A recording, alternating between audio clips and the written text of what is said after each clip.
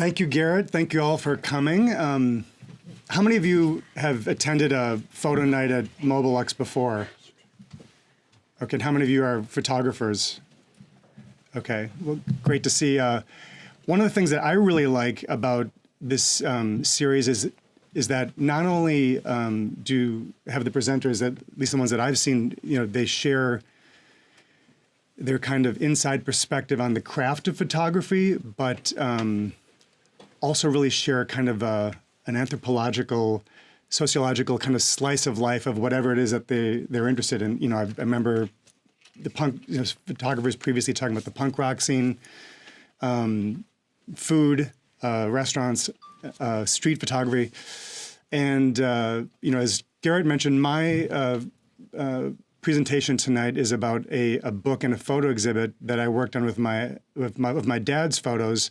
And I collaborated with my brother, who's the designer, and I want to share with you the story of how this came to be. The book's called "Faces of a Fish Empire: A Visual History of Empire Fish Company and the Decline of Commercial Fishing in Wisconsin," and it's about a company about the size of Mobilux, about 30 people from Milwaukee, Wisconsin. I grew up in the business I was a fourth-generation fishmonger where I worked with my dad, my grandfather, and other family members. And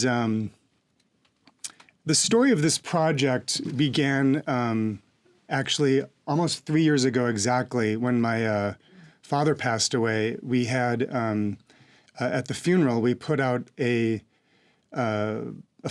this very photo album and another one of all the portraits that he took of the employees over the course of 30 years, about in the 1960s through the 1980s, and really capturing, he'd usually kind of tell a joke when he'd, take a photo of the people, and it was something very different than, let's say, the Employee of the Month photos that appear at the entrance of Kroger or other, businesses. So we put that out, and let's see here. So we put it out, and a woman named Naomi Schursty, she came as the guest of a friend of mine, Zav, and Naomi teaches photography at the Milwaukee Institute of Art and Design. She's a curator, photographer, and she just fell in love with these portraits.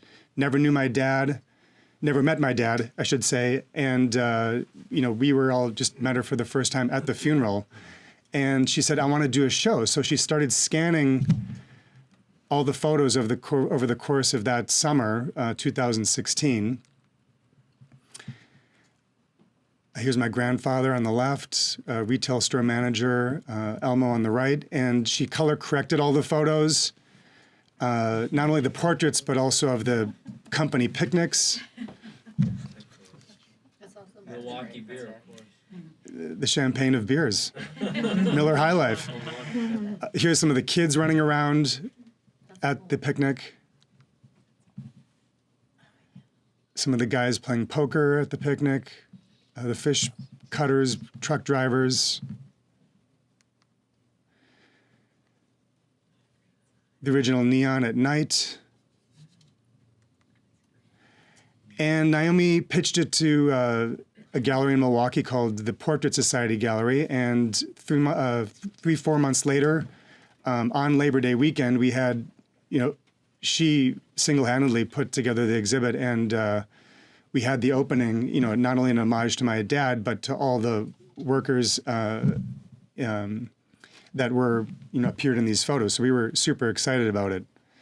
And it was a complete surprise, something we didn't plan at all. Here's Naomi with my dad at the opening.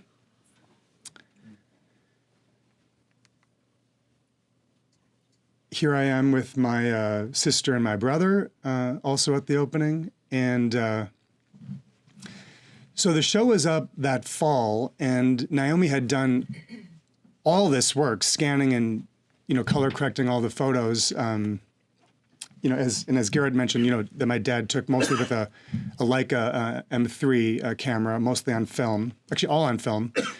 And my brother who teaches design at University of Southern California, he said, we talked about it and we realized this had a really interesting story relative to kind of what was happening with other businesses like this on Lake Michigan. And we said, how about if we take all of the work that Naomi's done and put it into a book?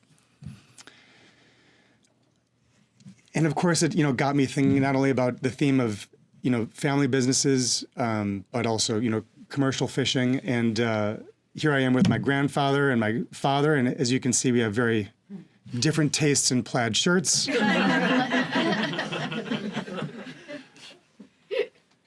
But it got me thinking about all of the other businesses like Empire Fish. Here is my great grandfather, who I never met, but when the 1913, 1914, so right around the time the business was founded, in the original storefront, you can see our last name there, Kutchera, and the last name of the other founder who was just around for a year or two and then evidently sold his shares and is no longer part of the business. But looking back at this kind of visual history and all the photos of this single business, you can see how much the food business and the fish business have changed. I mean, here you can see the ice, the cold storage containers where back in the day, back when Lake Michigan when it used to be a lot bit colder, companies would sell blocks of ice to put in containers like this to keep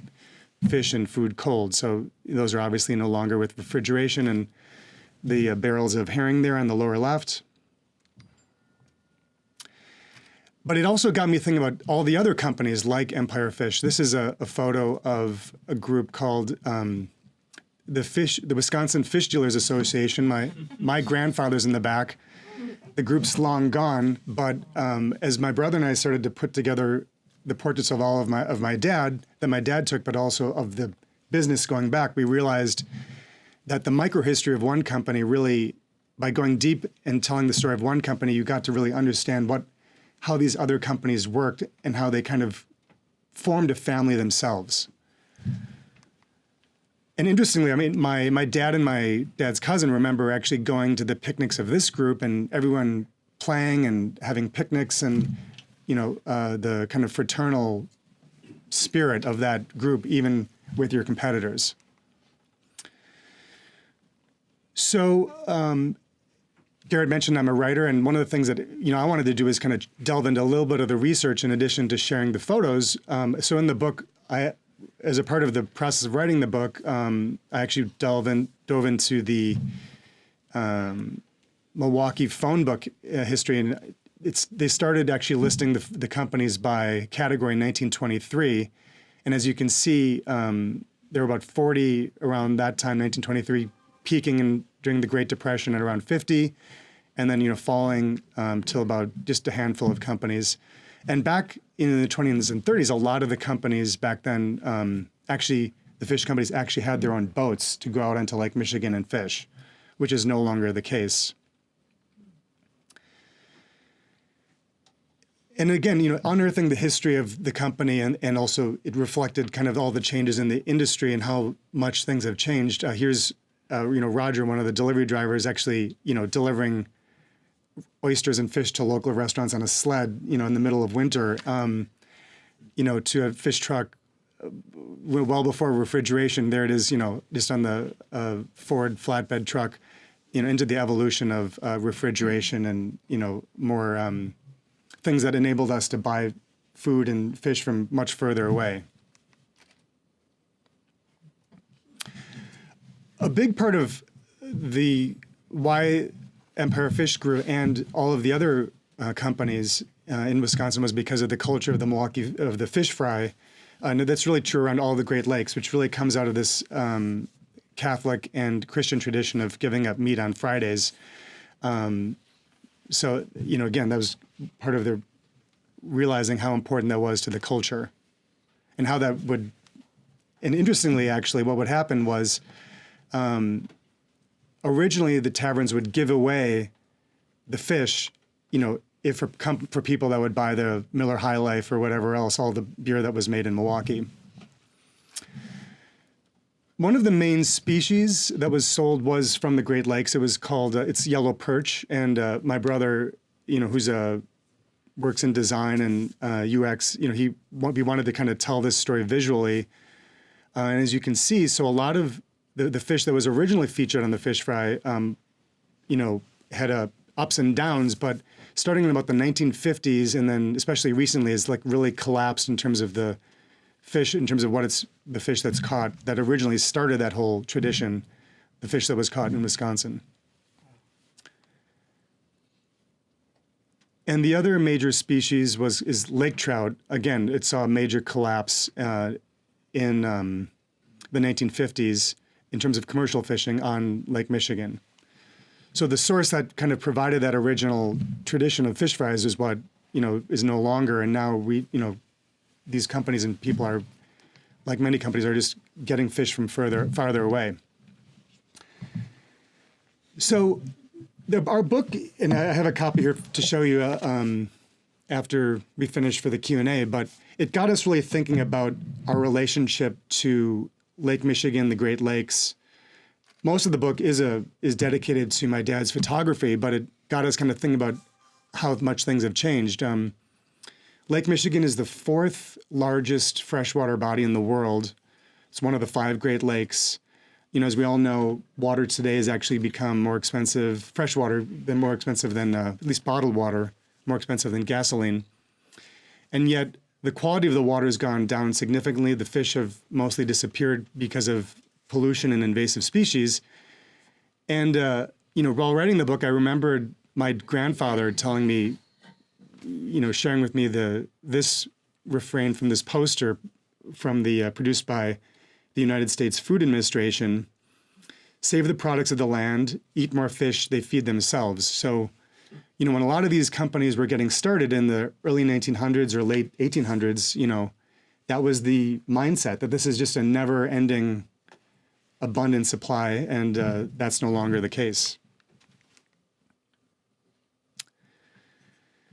And the reason why is because of these two invasive species. On the left, we have sea lamprey, which swam up the St. Lawrence Canal and would attack fish, as you can see, as it is done here with this whitefish. It literally sucks the life out of the fish, and it did so for all of the major large fish like whitefish and lake trout.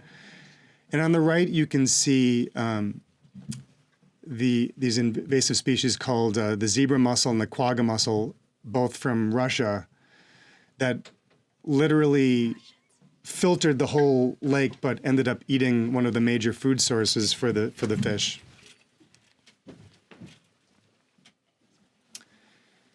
Here's a graphic we used from NOAA that shows on the top a small shrimp-like animal called Kutchera. That's what a lot of the major fish ate, and as you can see, it's totally disappeared. It's gone from having a very dense population to being almost non-existent. And on the bottom, you can see the reason why, which is how in the 90s the quagga mussel wasn't around, but now there are more quagga mussels in Lake Michigan than there are in stars in the galaxy. So these are photos. This is from the Wisconsin Marine Historical Society of 2 of the boats. One of them, some of the many fish boats that used to be in Milwaukee Harbor. The last one closed up shop in like about 10, 15 years ago.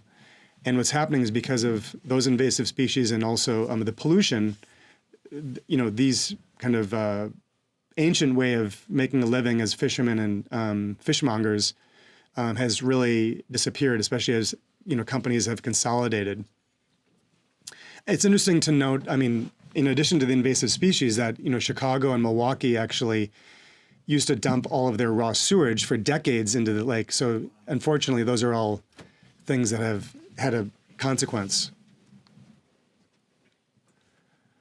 So how many other companies are there or fishermen in the lake? And as you can see here, the data started being collected in the 50s and 60s, around 200, 225, and it's now down to about 70 on Lake Michigan in Wisconsin. As we were finishing the book, I stumbled across this article, and it made me realize how our little micro history is reflected in just kind of everything else going on. This article is about how Chinese fishermen from China are actually so aggressive that they're sailing all the way to Africa, South America, because they've run out of fish along the coast in China. And so this issue of overfishing is actually a global issue, not just something related to the Great Lakes. Here's a graph that shows, so wild-caught fish caught by fishermen has plateaued and will probably start falling, whereas aquaculture production is really what's replacing that. Have any of you ever seen a fish farm? Well, yes, a trout farm. Okay, so maybe you've seen what that looks like then. The fish are raised in cages and harvested, directly from the pier, so arguably fresher, but I think the debate is about, what kind of feed they get and whether it's genetically modified. So in conclusion, one of the, in the course of working on this project, it was by understanding the company, the history of one company, we really realized how much food's consolidated, the impact of globalization and the impact of aquaculture. But on a personal level, it's been really fun and interesting how my dad's photos, we never planned on having an exhibit, but it's gone on, the book's kind of become its own proposal for current and future exhibits. We had one at the downtown library where my dad was on the board and served as a volunteer, and the show's currently on exhibit at the Rangefinder Leica Gallery in Chicago. So, me and my brother and all of us, we've really learned a lot about how someone can come into your life who can see something in your work and really give it new life and create a photo, a traveling exhibit, as Naomi did with my dad's work.